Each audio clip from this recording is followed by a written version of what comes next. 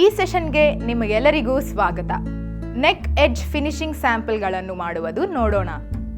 ಈ ಸೆಷನ್ನ ಅಂತ್ಯದಲ್ಲಿ ನೀವು ಕಲಿಯಲಿದ್ದೀರಿ ಬೈಂಡಿಂಗ್ ಮತ್ತು ಫೇಸಿಂಗ್ ಬಳಸಿ ನೆಕ್ಲೈನ್ ಅನ್ನು ಫಿನಿಶಿಂಗ್ ಮಾಡುವುದು. ಬೇಕಾಗುವ ಟೂಲ್ಸ್ ಮತ್ತು ಎಕ್ವಿಪ್ಮೆಂಟ್ಗಳು: ಲಾಕ್ ಸ್ಟಿಚ್ ಸೀಯಿಂಗ್ ಮಷೀನ್ 1 ಸಂಖ್ಯೆ, ಐರನ್ ಬಾಕ್ಸ್ 1 ಸಂಖ್ಯೆ,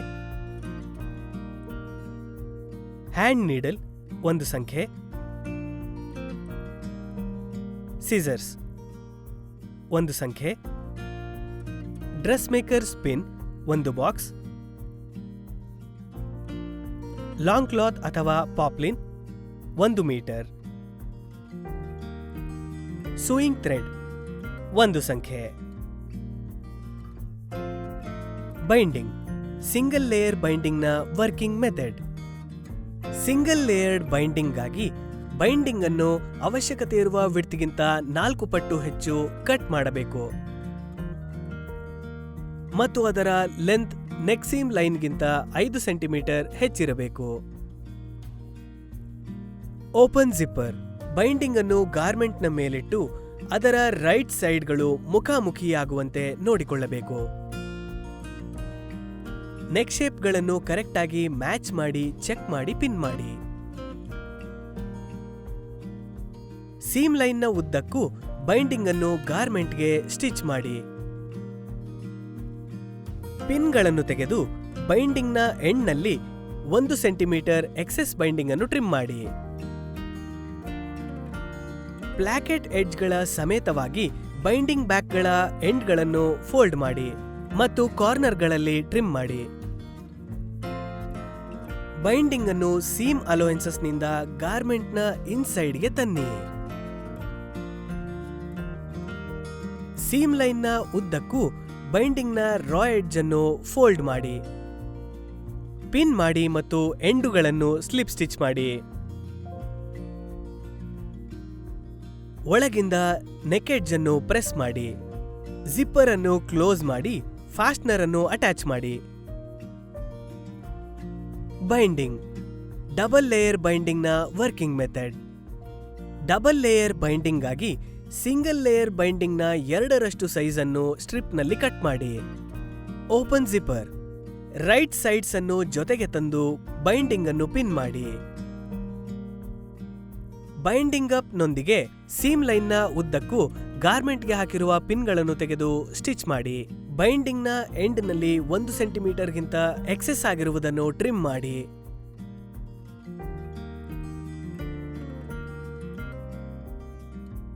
ಪ್ಲಾಕೆಟ್ ಎಡ್ಜ್ನ ಸಮೇತವಾಗಿ ಬೈಂಡಿಂಗ್ ಬ್ಯಾಕ್ನ ಎಂಡ್ಗಳನ್ನು ಫೋಲ್ಡ್ ಮಾಡಿ.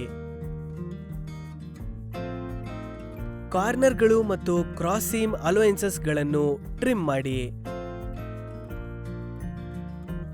ಬೈಂಡಿಂಗ್ ಅನ್ನು ಸೀಮ್ ಅಲೋಯೆನ್ಸಸ್ನಿಂದ ಗಾರ್ಮೆಂಟ್ನ ಇನ್ಸೈಡ್ಗೆ ತನ್ನಿ. ಪಿನ್ ಮಾಡಿಕೊಳ್ಳಿ.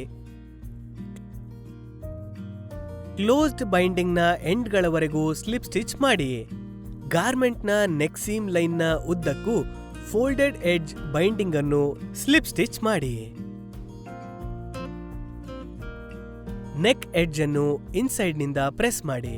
ಜಿಪ್ಪರ್ ಅನ್ನು ಕ್ಲೋಸ್ ಮಾಡಿ ಫಾಸ್ಟ್ನರ್ಗಳನ್ನು ಅಟ್ಯಾಚ್ ಮಾಡಿ.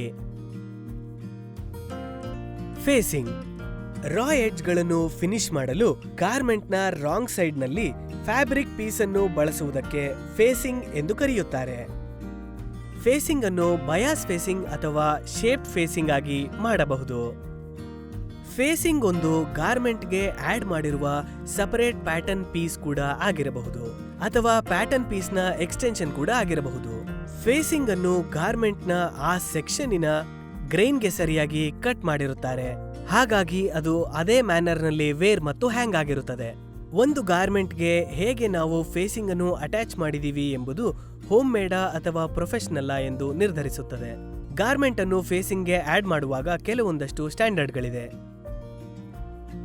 ಫೇಸಿಂಗ್ ಸ್ಮೂತ್ ಆಗಿ ಫಿಟ್ ಆಗಿರಬೇಕು.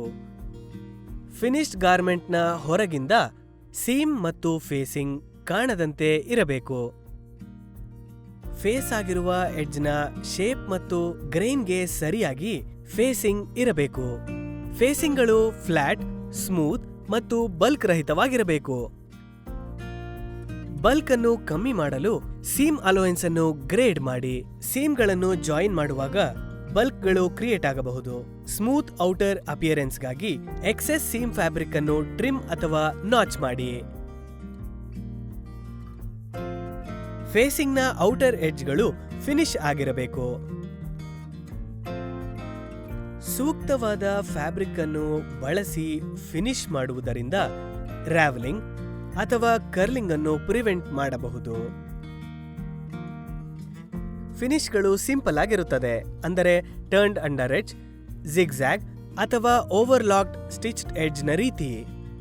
ಒಂದು ವೇಳೆ ನೀವು ರಾವೆಲ್ ಆಗದ ರೀತಿ ನಿಟ್ ಆಗಿರುವ ಫ್ಯಾಬ್ರಿಕ್ ಅನ್ನು ಬಳಸುತ್ತಿದ್ದರೆ ಅಥವಾ ಲೈನಿಂಗ್ ಆಗಿರುವ ಗಾರ್ಮೆಂಟ್ ಅನ್ನು ಬಳಸುತ್ತಿದ್ದರೆ ಫೇಸಿಂಗ್ನ ಎಡ್ಜಸ್ಗಳು ಫಿನಿಶ್ ಆಗುವ ಅವಶ್ಯಕತೆ ಇರುವುದಿಲ್ಲ.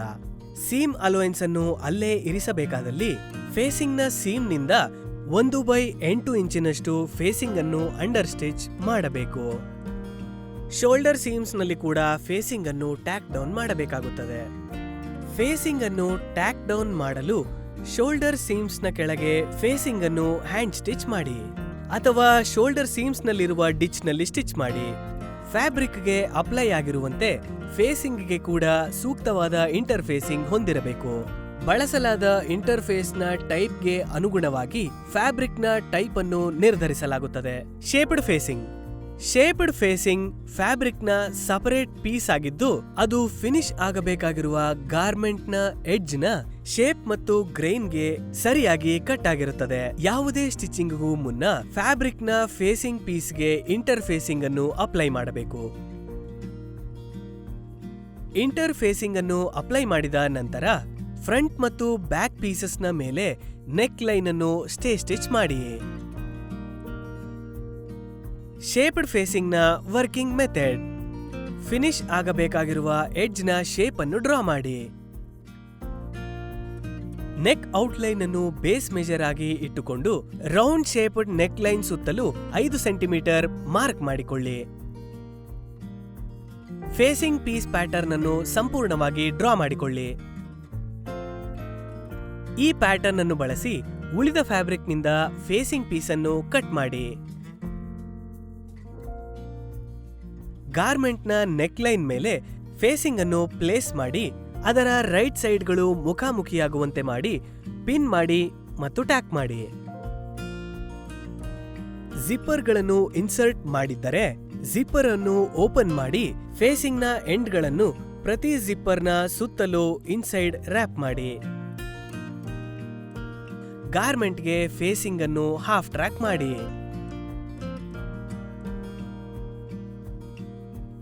ಜಿಪ್ಪರ್ ಅನ್ನು ಇನ್ಸರ್ಟ್ ಮಾಡದೇ ಇದ್ದಲ್ಲಿ ಫೇಸಿಂಗ್ ಎಂಡ್ಗಳನ್ನು ಹ್ಯಾಂಡಲ್ ಮಾಡಲು ಗಾರ್ಮೆಂಟ್ ಮತ್ತು ಫೇಸಿಂಗ್ ಎರಡರ ಸೆಂಟರ್ ಬ್ಯಾಕ್ ಸೀಮ್ ಅಲೋಯೆನ್ಸ್ಗಳನ್ನು ಬಳಸಬಹುದು.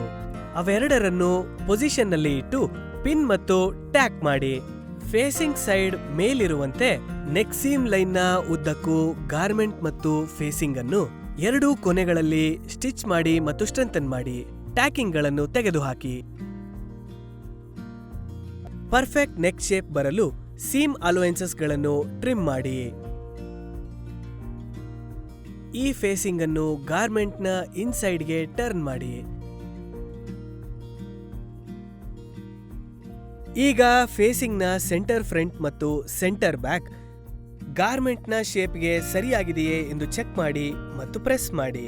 ತೋರಿಸಿರುವ ಯಾವುದಾದರೂ ಒಂದು ಮೆಥಡ್ ಅನ್ನು ಬಳಸಿ ಫೇಸಿಂಗ್ನ ಇನ್ನೊಂದು ಎಂಡ್ ಅನ್ನು ವರ್ಕೌಟ್ ಮಾಡಿ.